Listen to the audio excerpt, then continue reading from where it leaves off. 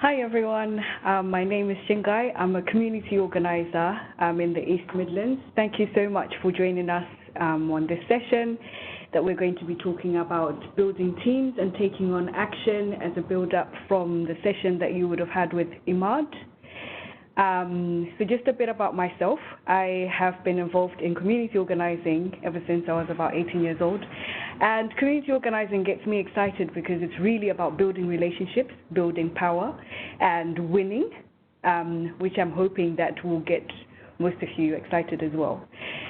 Currently, I've also seen community organizing working in the East Midlands, and I'll be looking forward to share some of the things that I've enjoyed about community organizing. And just to say, do feel free to ask any questions. If you've got any questions, I will try and respond to them as well.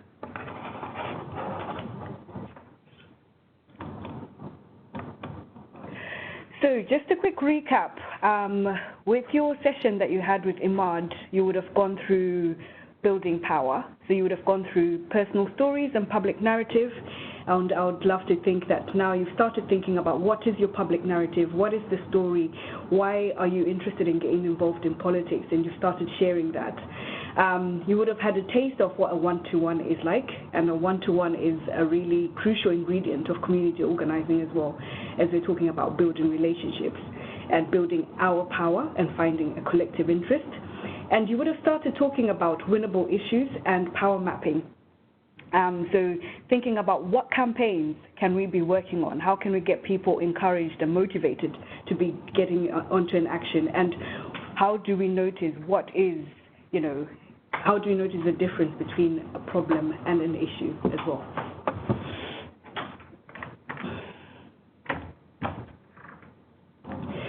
So just reinforcing that we build relational power through identifying our collective interest. And in order to identify our collective interest, we need to be discovering our self-interest. And the only way of discovering our self-interest and other people's self-interest is through one-to-ones. One-to-ones are meetings, but they're intentional meetings, as you would have seen when you had the session with Imad. That through one-to-ones, you're getting to know what drives the other person, what excites the other person, why are they involved in the Labour Party, why did they join the party, why did you join, what campaigns are you interested in, and how can you all collectively work together to ensure that you bring that social change that you're after. So the objectives of this session is to build on from that. So we've talked about one-to-ones. I think as part of your homework, the challenge was to go and have a one-to-one with someone, so hopefully you started doing that as well. And you would have probably mapped 5 key people that you're going to talk to in your constituencies as well. So today we're now thinking about, okay, I've had the one-to-ones, what is next? What do I do with all these interesting people that I'm meeting up with? So the first objective is to build relational teams. And then the next objective is, okay, I've got a team, what do I do with this team? So I'm hoping that we start discussing about how do we take our teams into a journey of action.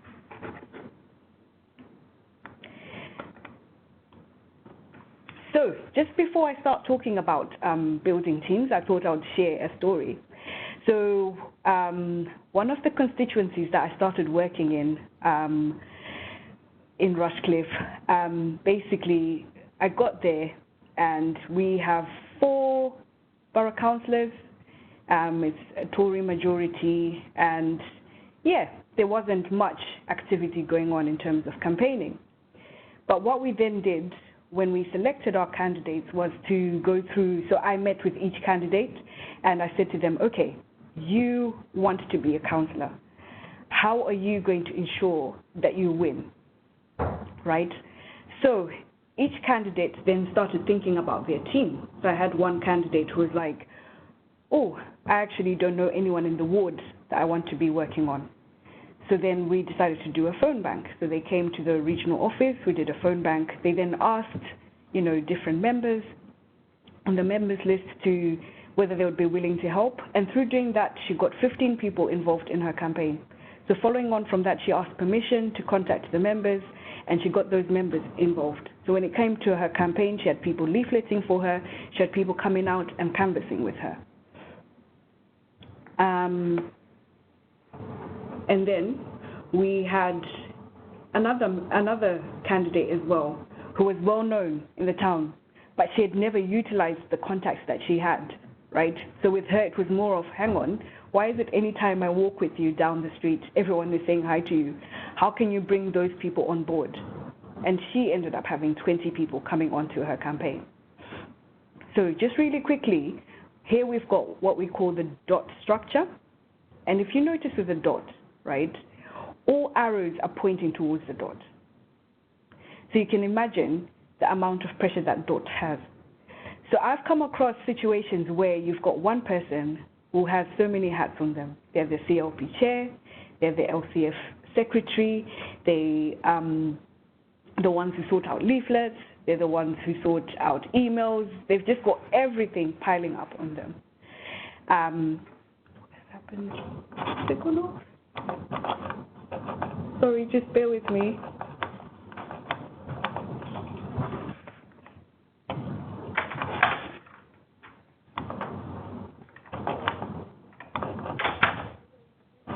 Sorry, just bear with me. We're just trying to get someone to help because the screen has gone off and I basically can't see the interaction that we're having. I do apologize for the inconvenience that this has caused.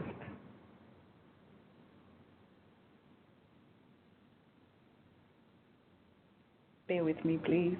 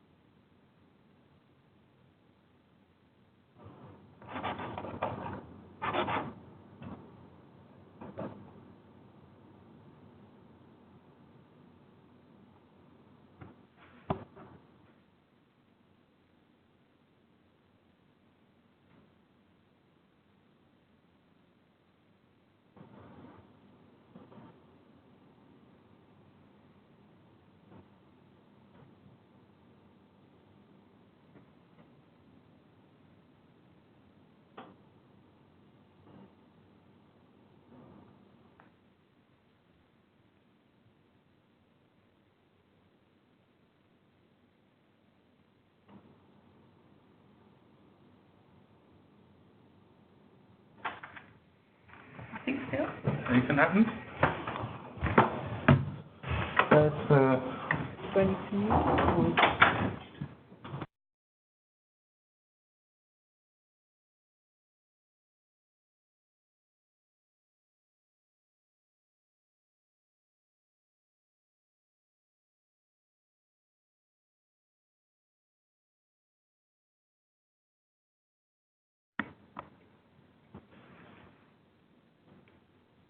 Hi everyone, sorry about that. Yes, so I was just sharing the story on teams.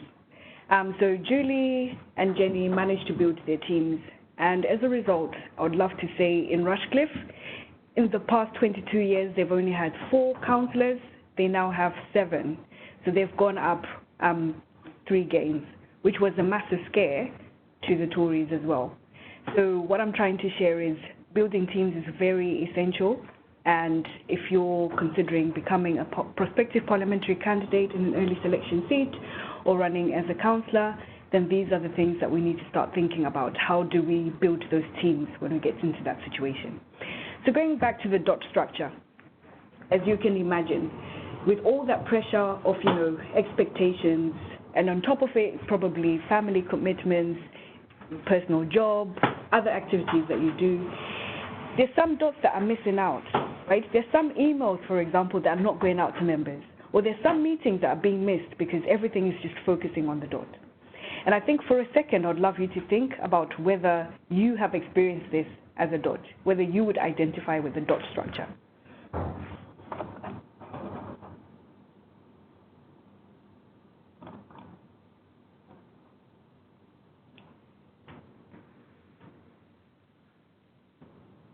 So, as most of you are saying, you can relate to the dot structure. So today I would love to introduce a new structure that we call the snowflake structure. And I believe that if we take our one-to-one seriously, if we take building relationships seriously, we can get to this model. So imagine you've been selected as, a prospective parliamentary candidate, right? And you're thinking about, how do I build my team? Who's going to be going out and knocking on doors with me to ensure that I have that contact rate? Who's going to be doing those phone banks with me to get more volunteers on board? Who's going to ensure that, we're doing as many multiple canvas sessions, not just one canvas session, but multiple canvas sessions in different wards, or designing my leaflet, or proofreading my leaflet, or proofreading the letters I'm going to be sending out, or who's going to help to deliver all those, thousands of letters that you're thinking, right, I want to write a personalized letter to my constituents. That's where the snowflake structure comes into play. So as you can notice, the central dot is still central, but there's now, so just quickly to answer the question that Omide has asked, yes. So I'll quickly go with you. So we've talked about one-to-ones, and you've met your common interest with people, right? One-to-ones is about bringing people on board and bringing them into action. So we've had our one-to-ones, but the ultimate goal is to think about, how do I find out, through your one-to-ones, you might find out that there's so many people who are skilled in designing leaflets, for example, so that you don't have it as a task for yourself. Or there's people who are skilled with proofreading, so you've got comrades who can proofread. So it's about thinking about how do you get to know people, how do you get to know what their skill set is. I'll give you another example. I've been to some branch meetings or CLP meetings where people have never spoken to each other before. So I went to a branch meeting where we held a one-to-one training session, right? And we realized that the people in the room have been coming to meetings for the past 4, 5 years or 10 years or how long a person has been a member, but they've never spoken to the next person in the same room. But through having one-to-ones, they then realized that they actually had experts in the room. So most of them were interested in sustainability and green issues. They then realized, hang on, so-and-so is actually an architect. That's what they do. They actually consult on how to build sustainable housing. But they'd never thought about that. So the example I'm trying to give is through utilizing our one-to-ones, because as we say, one-to-ones are meant to be intentional. They're just not chats. We're trying to find out, okay, how do we build from that? How do we build teams with that? So going back to the snowflake model, as you can see, now you've got a broader team, and that's where we're trying to get to. And in order to get to that, we're going to be talking about the different tenets or the different principles that we would need to address to ensure that we have a clear-cut snowflake structure. Right. So the outcomes of a snowflake structure, is, I'm sure most of you would agree, is you'd get the job done. Because if I go back, this time, you've got more people, you've got a wider team, right? So dots are still reporting back to the main dot, right? But you've got more people, you've essentially delegated people to do some work, some tasks for you. So now you're not worried about, who's going to run a conversation in this ward that's really far from where I live. You've got comrades who are going out and knocking on doors on your behalf. You're not going to worry about, actually we can't print leaflets on time because we don't have someone to design a leaflet, or we don't have someone to go and pick them up from the printers, because you've got comrades working around that. Or you've got comrades doing, telephone canvassing as well, or folding those letters. So this is the structure that we're hoping to get to, so that when it comes to that time, imagine if, an election is called and you've got 6 weeks. You need as many people on board to do all of this work in order to make it a functioning machine, and in order to ensure that we win. So going back to the Rushcliffe scenario that I gave you earlier on, we had people, comrades, that were going out and delivering letters, personalized letters. We had canvas sessions every night, multiple canvas sessions. Sometimes we'd have 20 people coming out. And then during the weekend, sometimes we'd have 30 people coming out. And we had multiple sessions happening at the same time in the same constituency. And at some point, we ended up having high contact rates in the region, or sometimes higher, the highest contact rate. But this was because it was a functional machine where we utilized the snowflake structure. So there's capacity growth, as we're talking about. You've got more people on board. The idea with one-to-ones is to try and bring new people. So thinking about how do you bring new people into your team. And I'm sure, by seeing more people getting involved, by seeing, you getting a higher contact rate in canvassing, by seeing more comrades supporting you, it does bring individual growth. So the conditions, right, of a team. So you've had your one-to-ones, right? And you've probably spoken to 10 people, and they've said, yes, we are for you. We want to be part of your team. How do we ensure that this team is successful in delivering the result? So if you're thinking about becoming a prospective parliamentary candidate, how do we ensure that you become the next MP of so-and-so constituency, or the next councillor of so-and-so constituency? So the first one I would like to go through is bounded, right? The team needs to be bounded. How are you going to bind the team together? So in order to ensure that, I think the first thing that we need to think about is, how do you run your team meetings? Are they fun? So when you have your 10 people, are you going to say, okay, why don't you come round and have a cup of tea and some cake, and have a quick introduction of fellow comrades, so that everyone feels like they're part of a team?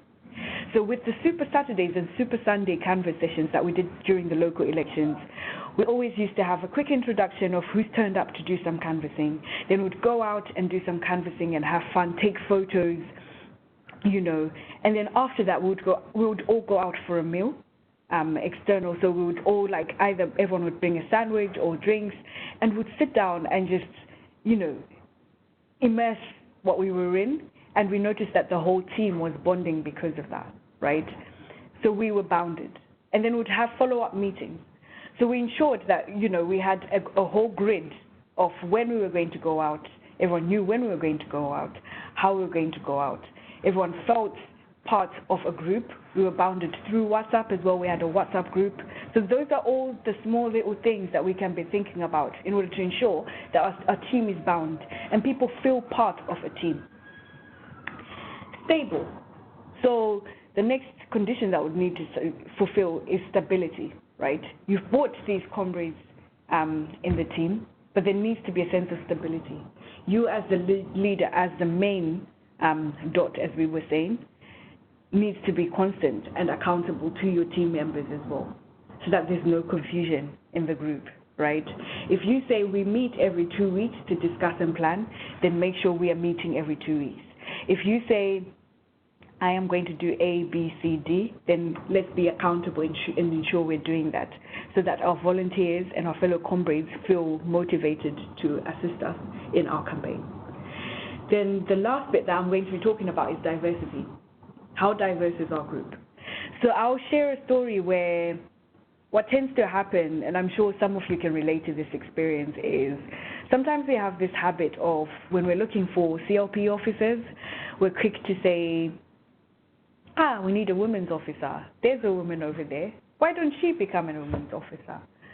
We need a BAME representative. So I've had a situation like that. And, people look at me as the only BAME person in the room, and they're like, why don't that person become the BAME officer? But what we need to be thinking about with one-to-ones is getting to know people's self-interest. Or sometimes we do have the habit of saying, we've got an accountant, they should be the treasurer. But we haven't really gone deep to understand what motivates people to do what they do. What are they interested in? You might find out that the person that you're trying to sideline as the women's officer actually wanted to be the CLP chair and has the skills of the secretary. Yeah, some people can relate to that, of, being pigeonholed into being like a BAME officer. I can relate to that as well. But that's the problem with, box ticking. We end up just putting people and pushing them into doing stuff for the sake of, and they're not motivated. But if we took time to have one-to-ones, if we took time to understand people's self-interest, then you would actually notice that people would be motivated to be part of your team, because then you'd have this person saying, actually, my day job, I'm a writer, or I'm a journalist, or I'm an academic. I would love to proofread your articles, or I'd love to write your media releases that you're going to be doing. Or you'd actually realize that somebody is good at videos and they can do your campaign videos. But the only way we can do this is if we're building relationships and through, and checking in with our team members. And that's where self-interest comes in, because people are driven by self-interest. People do stuff out of self-interest, right? People turn up to meetings out of self-interest. So I've met people who would love to get involved, who've got brilliant ideas, but because I haven't taken time, or people haven't taken time to have one-to-ones with them, they're not turning up to meetings, they're not turning up to branch meetings, they're not turning up to CLP meetings. And we're missing out on their skill share. We're missing out on their engagement, right? I think the greatest challenge that we should have is, if we've got a huge membership in a CLP, that should challenge us to say, hang on, we've got 1,000 members. Why is it's just 50 people turning up for a meeting, when we could be having more people turning up, right?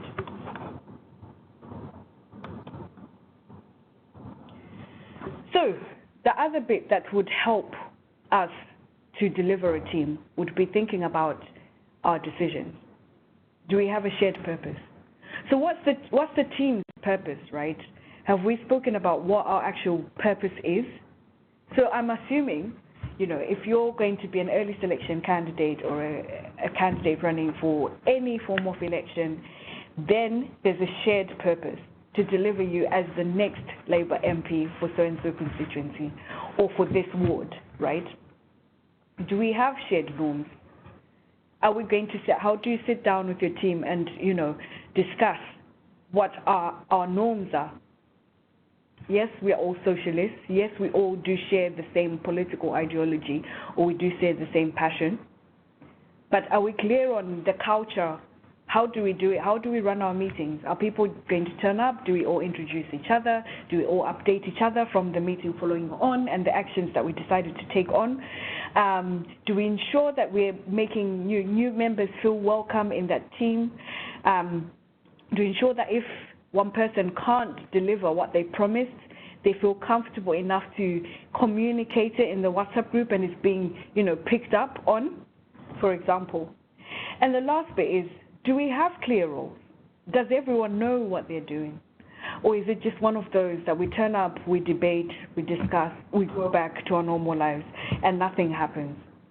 Because sometimes I feel meetings, particularly team meetings, if you're not careful, can become an scapegoat not to go out and do some action. So we can enjoy just sitting down and chilling and just being like, okay, I've done...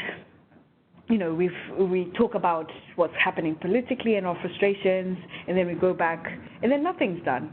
We talk about brilliant ideas, and they're not delivered.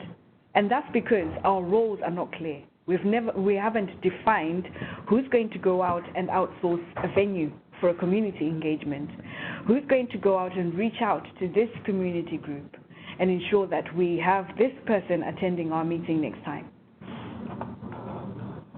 So just to reinforce what we're currently learning on, or what we're currently discussing, we're building up from the session that you had with Imad, where you started talking about one-to-ones, our power, right? And from one-to-ones, we talked about self-interest. We talked about how do we get to understand people's self-interest, and how do we build collective interest. the idea of organizing is building relational power. And in order to build relational power, we need to start thinking about how we're going to be conversing with each other and finding each other's interests. So, numbers, they're the biggie. Because as I said, so when I worked in the constituency I was talking about, it had a membership of 1,100 members, right? And that's the beauty of the Labour Party, that we've got a huge membership, right? We've got comrades that can go on the ground and do some work. The big task for us is how do we build relationships and ensure that we're doing this. Last week I was having a discussion, a one-to-one with an MP, and they shared their story that how they got into Parliament and how it shocked and surprised people in 2017 was because they had a team of 120 people getting involved in the short campaign. 6 weeks they had to work on the election, on the snap election. There were 40 people turning up per night to knock on doors, to engage with people. And that's the ultimate goal of what is the dream team. If an election is called, what is the next dream team that we're talking about? So going back to Rushcliffe, for the first time, they had a team that involved 81 volunteers that got engaged. So roughly each candidate in a key seat had about 20 people working for them, working with them. So that's the dream team we're talking about. Then there's the core team. The core team are the people that you're going to be discussing with, meeting up with maybe once a week, if it's now during the short campaign, or every 2 weeks. They're the people that you're going to be discussing with, okay, what's the next step? What is working? What is not working? This leaflet is not working. How do you build that core team?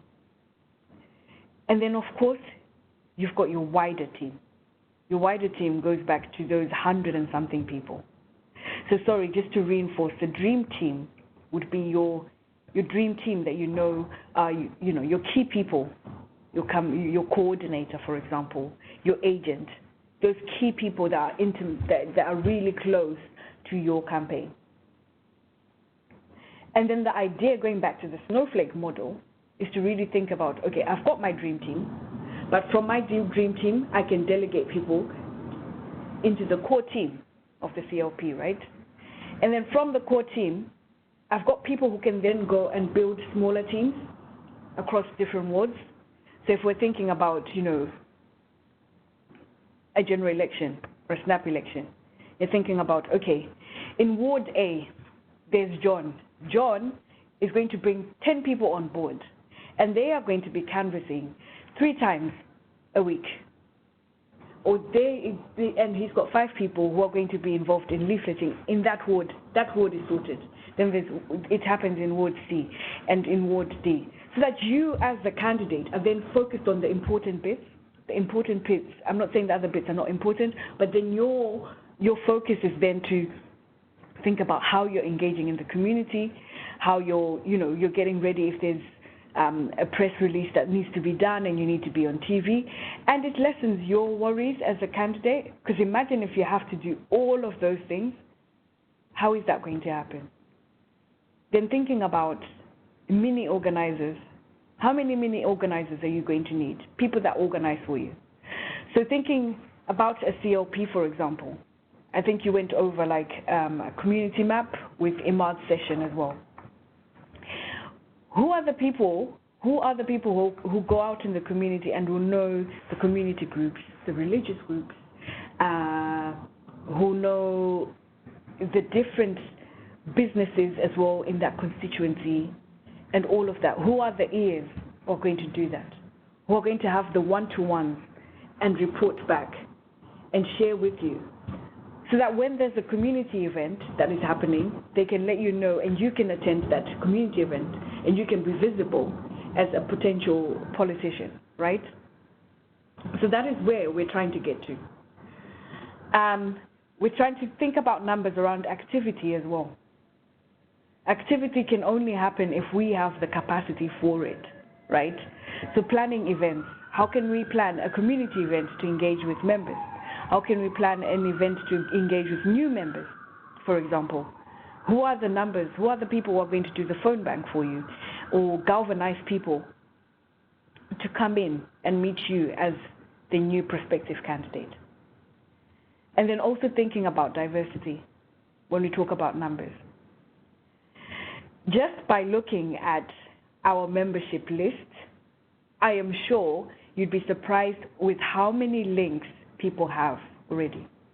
So myself as an organizer, sometimes I do struggle to get access into schools because there's always the issue about, oh, but you're coming from a political party and we don't engage with political parties. But I realized a secret, right? In our membership, there are governors. And I can get into those schools through the governors. Or sometimes there are people who know local businesses and can get us those connections. And I'm going to share a quick story. So going back to the Rushcliffe story I was sharing about the local elections, for the first time, we've got 2 BAME councillors on board, Labour BAME councillors in Rushcliffe. They created history. But one in particular, a councillor, she started off, managed to build her team, and then following on from the locals, she hosted a diverse event. So we called it a late summer Eid, late summer fest, and late Eid celebration. She managed to get hold of all the local businesses that she knew of. She also managed to get hold of the community groups that she knew of. A local businessman donated food for the event. And we had a turnout of 137 people turning up to that event, community event for the CLP. This is 137 people without, a shadow cabinet minister coming to the event. Like, this is an event that she was hosting for her prospective parliamentary candidate. And out of those 137, I would love to say 70% of the people that attended were from the BAME group. And I remember some members saying, wow, for the first time we've got the most diverse event ever. But this was because the PPC, or the prospective parliamentary candidate, has this councillor as part of her team, right? And this councillor has managed to bring diversity into the group. And not only that, with the councillor, I remember when she started off within the CLP, not many people knew about her. She was driven. She wanted to get things done, right? But because she's delivered, she's earned respect into the constituency. People respect her. The counties are coming up, and a lot of people are saying, we think you should go for the county, So she's managed to build that through delivering. She's earned her respect from fellow colleagues through delivering. And that's what we're thinking about. How do we build relationships with people in order to ensure that we're not in a situation where we just box tick, or because that person is brown or that person is a minority, they should be the BAME officer because they'll bring more minority people for us. Rather, it should be about, wow, we've built a relationship with this person, and because they feel they're part of my team and they understand that the ultimate goal that we need to deliver a next Labour MP, they are going to do it. They're going to bring their connections for us to ensure that we win that seat, to ensure we get people involved, to ensure we sign more people onto the membership and become Labour members and Labour supporters as well. So we've talked about building teams.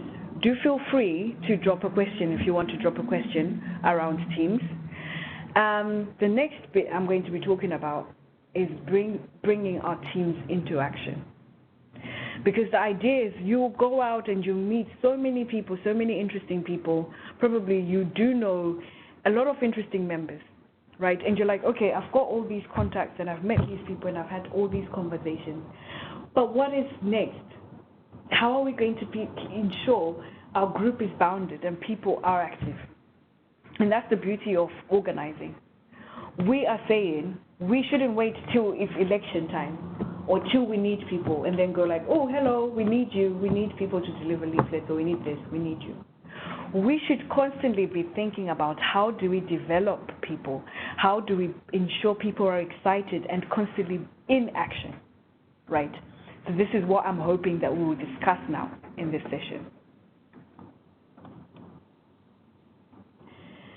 So the first exciting bit would be what we're calling a run a listening session. So imagine, as the prospective parliamentary candidate, you're in a constituency and you would love to actually get to know what people are interested in or what their concerns are. So, what are new? Why do we have new members? Why do they join? What motivates them? Who are they? For example, how do we re-energize the comrades, the activists that have always been going on? We do that through listening to them, right? So listening can involve having a cup of tea with 10 new members or hosting a community event like I just shared before. But if we're thinking about targeting to build that group of 120 members, let's just assume you've got your team of 10, right, already. We can plan a listening session with those 10 people. Say, okay, we're going to go out as the 10 and have one-to-ones and see if we can bring 3 people each. And then that can grow continuously till we have that wider team, that snowflake we're talking about. So running a listening session will motivate new members, re-energize activists. It's an opportunity to listen and understand residents' concerns. So where we're trying to get to is a place where people know you, right? They know you deeply care about an issue. They don't just get to know about you when it's towards an election time. They know about you because they know, oh, this person has been knocking on my door and they constantly come, throughout the year. Sorry, I'm just reading a contribution. We've tried to include new members as well, compacts, but this was under certain pressure. Active. Thank you, Omide, for your contribution. So I would say, I hope you don't mind, I'm going to read it out so that other participants, because I'm sure they can relate to that. So where you've tried to enthuse new members with welcome packs, and then it's not successful because certain branches are not delivering the welcome packs. And then re-energizing becomes an issue, or where you have exec members who are not active or not doing anything, right? So my answer to that would be, first of all, thinking about, so welcome packs, so we have a tradition of giving out leaflets or some form of something that's written. And while that does work in certain situations, organizing challenges us to have one-to-one, build relationships. Because as I said before, where there is self-interest, people act. So we want to know what is their self-interest. The reason why people are not active sometimes or don't turn up is because they haven't realized what their self-interest is. So I'll give you an example. I know of a couple whose self-interest is to just get involved in campaigns. They don't want to knock on doors. They want to be active on local campaigns and do the research and, proofread. That is where their strength lies. So you're never going to see them turning up to a canvas session. And I only realized this through having one-to-ones with them. The process of having one-to-ones takes more time because it means you're going to be, so other than, delivering something to a member, for example, you're now going to be arranging mini meetings, right? Many of them. It might take you 3 months, it might take you 5 months to do that. But I believe in a time where there's no elections, we've got the capacity to do that. And you actually realize that they'll be like, oh, so-and-so actually, our candidate came to see us and they were interested. that will be a driving force to say, oh, they actually care about me. They don't just talk to me when it's about elections and they want someone to do stuff for them. They actually care. Going back to the whole issue about exec roles, it goes back to situations where I think, one, you've got people not wanting to be, not volunteering themselves to come on board as execs. So then we always have the same people in the executive committee because, you know, if we say, who wants to be the women's officer? No one wants to be it. So if so-and-so says, oh, fine, I'll do it. They're not motivated. We don't know what their self-interest is. They'll just do it. And they're just there, right? So I think the challenge for us is, okay, let's get to know why each person is. Why are you the secretary? What motivates you? What excites you? Why are you the chair of the CLP? And start having those conversations. I don't want to make it sound like it's an easy thing to do. It's not. Because, you know, if a CLP is used to doing things a certain way, then sometimes there will be friction. But it's so long as we're bringing exciting stuff that gets people involved, then, you know, that will draw some people in. I'll give you an example. So we did, during Christmas, what we did was we did a winter gathering for the first time. What tends to happen is we don't do anything in December because everyone is on holiday. But for the first time, we just said, okay, we're going to do a winter gathering. This is just going to be a gathering with mince pies, tea, what else do people have? Wine, mulled wine, sorry, I was trying to remember what it is called. And we're just going to have, you know, a couple of organizations as well, stalls. So the idea is it's a drop-in event. You know, people come in, people meet new people. We have an address from our prospective parliamentary candidate. But the idea is it's not a formal meeting, it's a social meeting. And I remember we planned it in 3 weeks. We got 84 people attending. And also we got new members, people who'd never been to a Labour Party meeting, attending because it was an informal setting and it was an opportunity just to speak to other people in a very, you know, informal way. So I think it's also good to start thinking about, okay, what other ways can we be engaging people? How do we engage the 200 young people that are on our list? They're most likely not going to turn up to, you know, a meeting that we're used to. Why don't we do it informally? Why don't we have a mini disco with dance? But as part of it, then think about, okay, this is how we introduce our prospective parliamentary candidates. So it's about how do we innovate new ways. I hope that answers your concern or your question. So going back to running a listening session, we can understand residents' concerns and we then become visible. As the candidate, you become visible. Listen to activists' feedback, identify local campaigns with residents, and build power around and win. So going back to some of the candidates who are now councillors, they ran a listening session. And through running that listening session, they then identified that 5 teaching assistants in a local school were going to be made redundant. And because it was something that was of concern, they also realized that there were parents who were going to suffer as a result because it meant their children won't have extra time in school. So through listening to the community, they then managed to have more conversations with residents, and they actually built a campaign around that issue, had a public meeting with 81 people, you know, a mixture of residents, a mixture of parents who are concerned with the issue.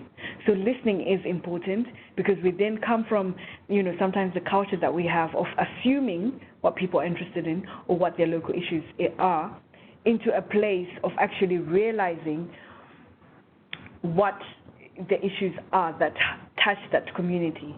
And that's how we draw people, because we're then able to tap into their self-interest. So you can imagine in a situation where, you know, teaching assistants who live locally are going to lose their jobs, receive a redundancy, right? Parents are going to be concerned in that community because it's their self-interest that their students or their children are well supplied for. you're going to have a situation where local residents are concerned, because these are people that live in the community, their partners, their children, because that's their parents losing jobs. You're going to have a situation where unions are going to be involved, because it's their members that are going to be losing jobs, and they've been involved in the negotiations, possibly. So you then start bringing all these people who are concerned. Grandparents, because they want a bright future for their children, and it's going to be upsetting, to realize that there's school cuts that are going to be affecting that school. So already you can start seeing that through listening, you're then able to realize the key issues that affect more people. And then through listening, we're able to develop a narrative. And then our pledges, when we, hand out leaflets, are relatable. So going back to the Rushcliffe example I was giving, when we did the final leaflet that had the pledges that the councillors would deliver, we knew from knocking on doors that glass recycling was going to be an issue that they cared about, because it was spoken on the doorstep when we were knocking on doors. And I remember on polling day, when we were knocking on doors, encouraging people to go out and vote, I remember a couple walking down the road and being like, "We voted for you." And they said, "We voted for you because you were the only party that had a pledge to recycle glass." So can you imagine the impact that it has to actually go out and listen, and then you're now ensuring that your letters and everything is personalized to your electorate. And then, yes, we're thinking about collecting voter ID and thinking about how do we persuade those who are not sure, right? Because the idea is to bring new people on board. The idea is to bring new voters on board if we want to win the next election. So just to quickly run through how we'd go about running a listening session. So just to quickly recap, we've got a team. Let's just say a team of 10 people. You've had one-to-ones and you've got your dream team, 10 people that are on board, and they said, we'll work on your campaign, right? We want to bring new people in. So as the 10 of us, we're going to go out and run a listening session. The first thing is to organize a organize a meeting with key activists and train them on the new script to get buy-in. So as I was saying before, on what are our norms? How do we meet as a team? What are going to be the objectives? We would have our initial meeting. The second bit is to train our new members or to involve our activists in this. So it might start initially, it's 10 of you on a Saturday, you do your initial listening, right? But you might bring more people on board. From that, so-and-so, so Jenny will go and tell Peter and John that this weekend was really good, actually, we did this. And they might say, actually, I'd love to do that. Or you might knock on a new member's door, and they might actually realize, oh, wow, these people care. I don't mind doing this as well. The next step would be to train them, right? So thinking about, okay, we now have 5 new people on board. How are we going to train them? And how are we going to commit to ensure that we're training them? And then thinking about the script. So I'm going to be sharing a script with you, but you can always tailor it to how you run your campaign or to the context of the constituency. And then thinking about, okay, we've gone out this Saturday, we've spoken to 100 households. What's next? You've spoken to Mary down the corner, who's an interesting teacher. She's shared interesting stories. You've spoken to John, who's talking about, the healthcare system or the GP or the hospital that's the ward in a hospital that's going to be shut, or, to someone else who's a parent and they've spoken about, childcare and the issues surrounding childcare. You've got all these interesting conversations that you've had. The next thing would be, okay, how am I going to ensure that we bring this together and we make an action out of it? And the way to do that would be to have a listening event. So to say, okay, it's great, I've spoken to you, but, would love to do a listening event. a bigger event where we're now bringing all these people who've got shared interests, who are probably annoyed about the same issues, who have the same self-interest of working towards a specific issue.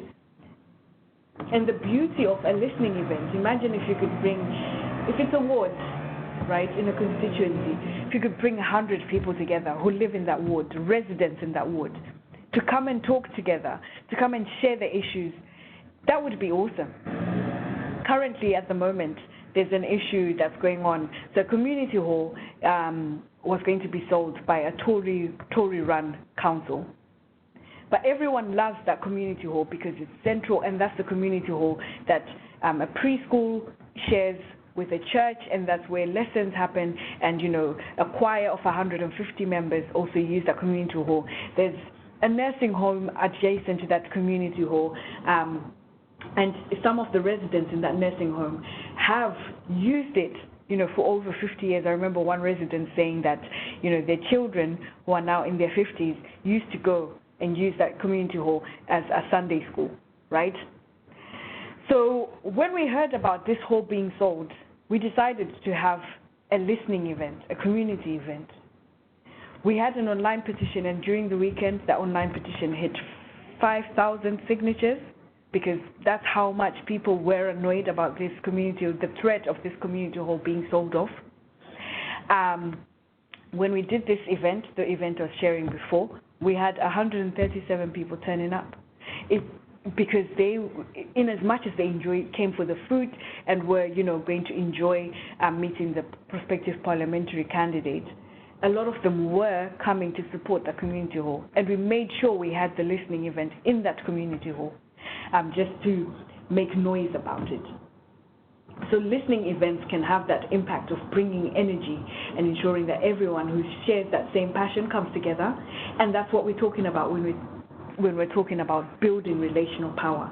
Community organizing is about building relational power. Because where there is power, even you feel encouraged to make a change. So then it's about identifying an issue where we can build power around and win. So the issue was, okay, we want to save Luttrell Hall, right? How are we going to save it? The suggestion was, okay, we can get it listed as an asset for community value, an ACV. Let's apply for that. So the groups decided to apply for that, and they got that. The next step as well for them will be to think about, okay, hang on, why don't we just campaign to save it? Why don't we prove to the council that we can actually run this? So these are discussions that have been happening as a result of the listening event. And it will be exciting to see them win the campaign because there's so much energy around it. Running a listening session, we want to learn about stories. So already I've started sharing stories of like the resident from the nursing home across the road. I remember at the public meeting, there's a woman who came and read a letter. She's 84 years old now. So she would have been there when the building was built. And she reminisced all of the events that have happened in her life because as a result of that building. And you can imagine how stories are impactful. So other than just saying, oh yeah, no, let's save this hall because we love it, we've got someone sharing a personal story, a deep personal story, which then hits the hearts of fellow comrades and fellow activists to say, no, actually, this actually means a lot to a lot of people in the community.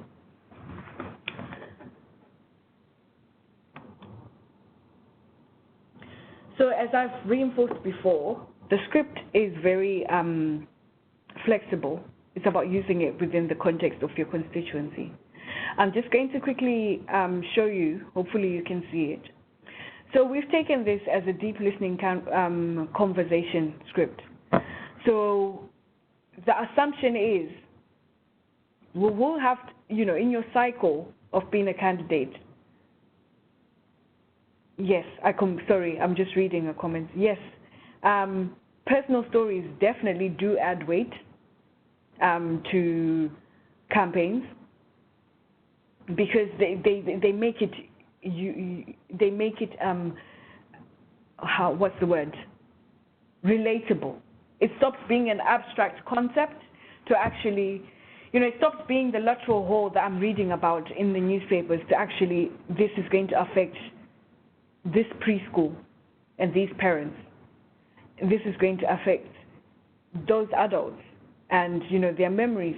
It's an icon. Yes. Thank you for your contribution, Omide. So going back, this is a script that you could use on your canvassing. So we are thinking about, okay, there's a cycle, right? There are going to be times where we're strictly focusing on voter ID and trying to persuade and get those voters. But throughout the year, there are going to be times where either we've won the election or there's no election coming up, and we're thinking, how do we engage and how do we make ourselves as candidates more visible in our wards or our constituencies? And we can do this through deep listening. So by deep listening, you're showing that you actually care about the residents. You're not one of those people who just knock on doors because you now want their vote. Because people do get annoyed about that. I would, for example, if all you did was to come and knock on my door because there's an election and you want my vote. So but I would care more about someone who actually, I've seen her maybe once or twice throughout the year. I've seen you knocking on my doors as my counselor, and you've asked me what my issue is, and I've shared this issue, and you've helped me. And I can share an example of there's this ward specifically where no matter what, right, they love these two candidates because they're entrenched. So when I started organizing in that ward, it's two green councillors actually, and they're always the candidates. When I started organizing in that patch, I really struggled, not because it was difficult and people didn't want to speak to me or have one-to-one with me. The challenge was this couple has a relationship with most residents. They know who Richard and Sue are, not because they've just seen it on a ballot paper or a ballot sheet, but because they see them in the community. So you had businesses being like, you know what, I tend to be a Tory supporter, or I tend to be a Lib Dem. But because I know Sue and Richard, and I know what they've done for the community, I will be voting for them. And that's a result of they know the businesses in their community. They know the schools. Their children probably went to those schools. They have probably built a relationship with the trust of the board of trustees. Any community events that happen, they are visible and people know about them. So this is where we're trying to get to. So you could ask questions around what could be improved about in your local area. What are the biggest concerns for you and your family? These are personalized questions where you genuinely want to understand your residents or your electorate. What should be a first priority for a future Labour government? Would you like to come to this meeting? Use it as an opportunity to then think about inviting people to, a public meeting or a public event that, genuinely wants to understand what issues people have. And then, then ask them what their voting intentions are, right? So as you can see from the script, we're shifting from a place where it's, hi, I'm so-and-so, vote for me, to I actually want to understand what your issues are. So that when I go into Parliament, when I'm your MP, when I'm your councillor, I will do the best I can to deliver. And that's where we're trying to go to, where we are building relational power, where people, then become witnesses of your greatness, where they can say, no, when it comes to this candidate, I know them. They come and they knock on our doors. I'm saying this because we have the capacity, we have the membership. The challenge for us is how do we build teams and get people into actions, not just build teams and not just have one-to-ones, but challenge people to get into action. If we did it as a culture, if we entrenched it as a culture within our CLPs, you'd then see that, per month, maybe we have 2 listening sessions. Per year, that turns into how many? 24 listening sessions. And if even if one person committed to do it once, that would be awesome. That would mean that we've managed to have thousands of conversations, we've managed to really know and understand what is happening in each constituency.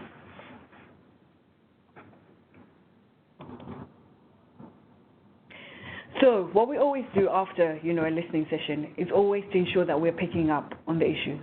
So if you're the parliamentary candidate, ensure that you're calling up and you're saying, hi, I've heard about this issue.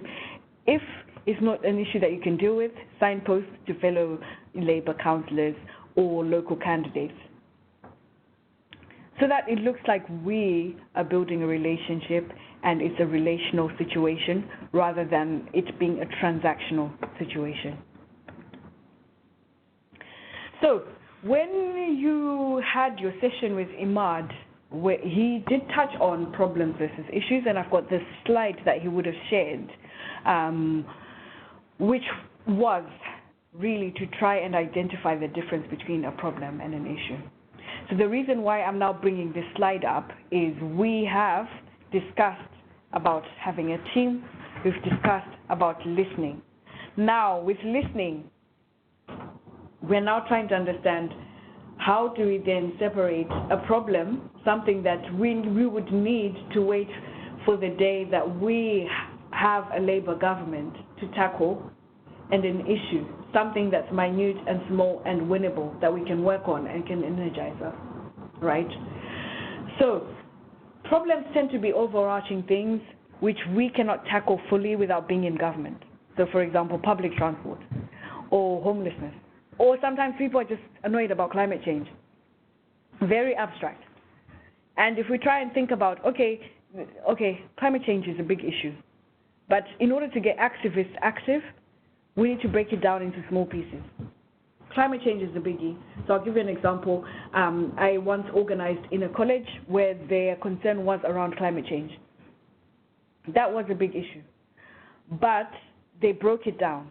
We are going to ensure that the 8 campuses in Nottingham College ban single-use plastic, right? So that was an issue that they focused on and worked on as a campaign. And I'm excited to say that, their canteens in all of the 8 campuses started using recyclable material, cutlery. So that was a win. And that motivated the students to see that while we've shifted the culture within this college, it does ultimately contribute to the massive problem of climate change, the change that they've brought. But this is an issue that they identified and knew they could work on and campaign on. So as you already know, a campaign is, what makes a campaign winnable is that it has to be deeply and widely felt. Lots of people need to care about it. Because as I was saying before, like with the Lateral Hall campaign, 5,000 signatures in 3 days shows that people are annoyed in that ward, right? And that means that if you call a public meeting, you won't need to drag people out of their houses. They're just going to turn up because they care about the issue. Who is the decision maker? Who is the target, right? Because there's no point in us making noise if it's not going to get to the key decision maker. And now that takes some work into like doing a bit of some mapping on who has the most influence. Because sometimes where you think, oh, so-and-so is the CEO of this company, so they are the ones responsible, you might actually realize that there's a specific officer who holds those key meetings, who actually decides, and that's the main target we need to be focusing on. And then thinking about, is the campaign representative? Does it reflect a wider Labour policy? Does it reflect our policy in our manifesto? Or if we're not careful, it's going to be something that could potentially clash with our manifesto. Also, I think around this is really thinking about, okay, how do we navigate situations where it's an issue that's the result of a Labour-led local council? Because, as a CLP, and you don't want to be clashing with your council. It's about thinking about how do we shape this campaign to look so that it doesn't look like we're attacking a Labour council, or can you imagine the scandal of the Labour CLP attacking a Labour council, for example? Is it feasible and realistic? How realistic is it? We want to get to a point where we're challenging ourselves, but also to a place where we're realistic about how we can win this. And then the other bits are, is it exciting? Now for me, I get excited when I see a room full of people. I get excited when I meet people from different walks of life, telling me different stories and experiences, and getting to realize their self-interest. I get excited when I win campaigns. Like it motivates me to want to continue to get involved in my CLP. And then it must have a specific ask. So going back to the lateral hall situation, where already they've talked about it, applying for the asset of value, community value status, that's specific, right? Now the next challenge is to think about, actually, we want to ensure that we keep the hall so that it's not sold, it remains a public asset. Those are clear asks that you're asking. We're just not saying, oh, it's a shame, don't sell. We're telling them what we want. We're telling the decision maker what we want. And we know who the decision maker is.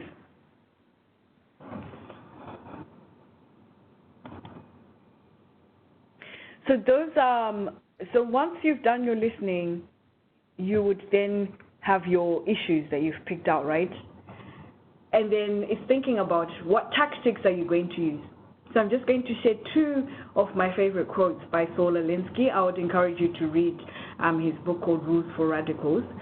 He was a community organizer. One of it is, a good tactic is one that your people enjoy.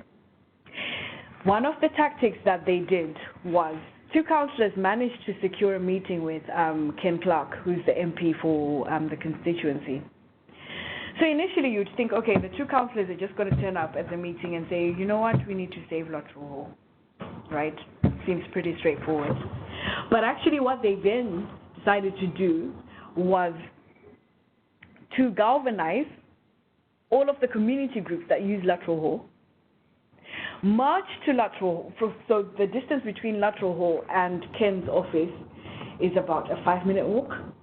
And I told you about the choir that has 150 members.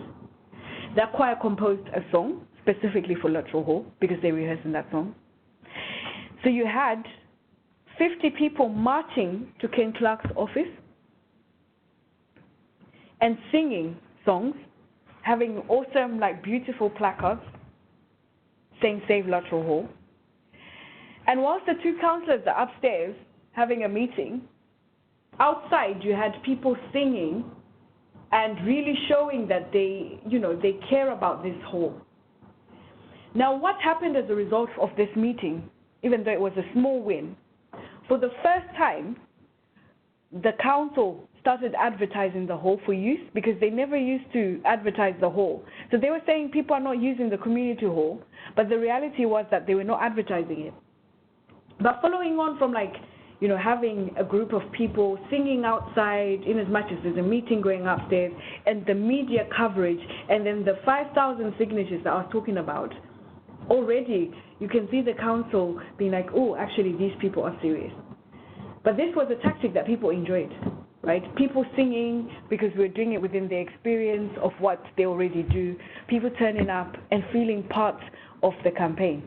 So hopefully you can see how colorful it was from it being just two councillors going upstairs to meet him for 10 minutes to actually a whole group feeling part of it and feeling active of the campaign. Then also thinking about the rule that a tactic that drags on too long becomes a drag. So with campaigns, we're always thinking about, okay, how do we make them short? How realistic are they? That they're short and exciting. Because the more that we drag, the more people lose interest. And yeah, we don't want that. We don't want that with our team members. We don't want that with, key people that we want to keep them engaged and involved. And we do that by ensuring that we have stuff, we've got issues or campaigns that are realistic and winnable.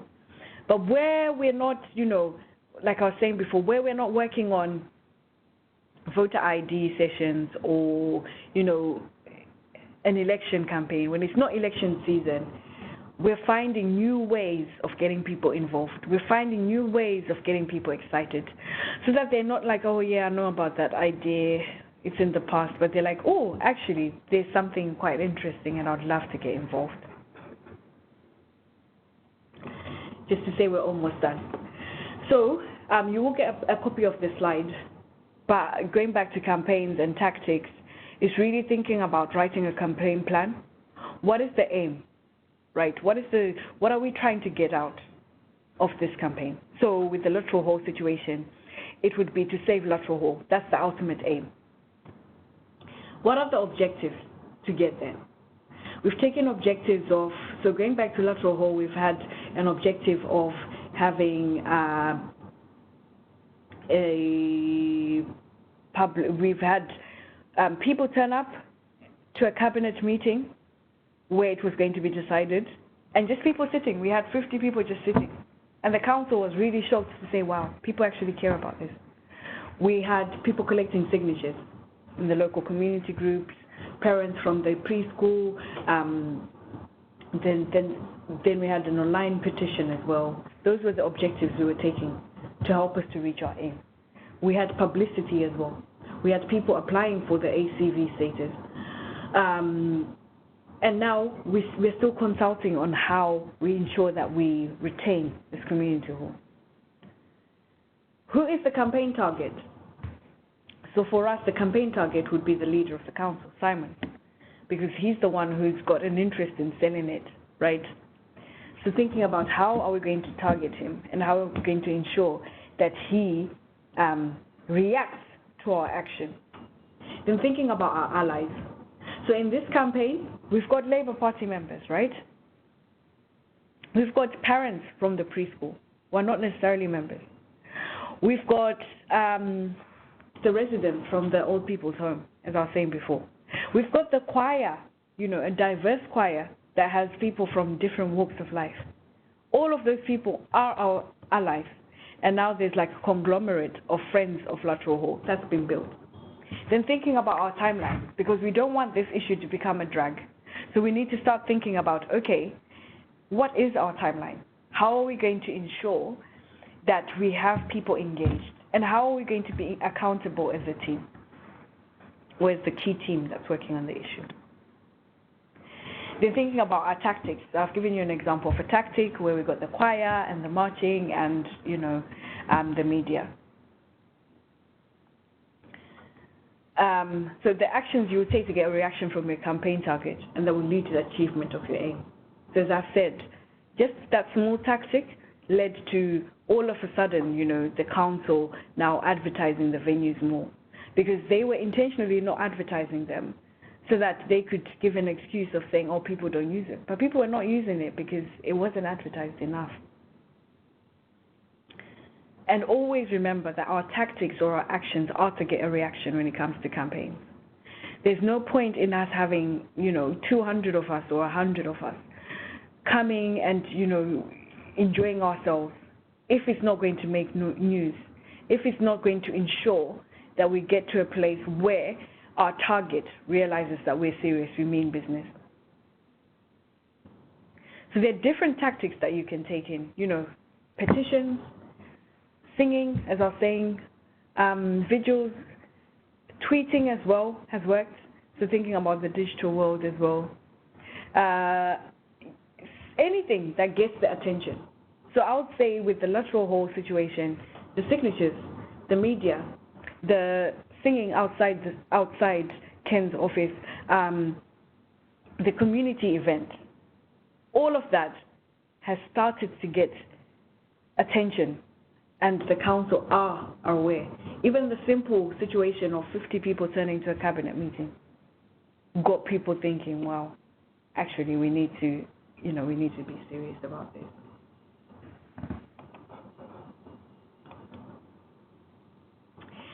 So I do hope that you have enjoyed this session on building teams.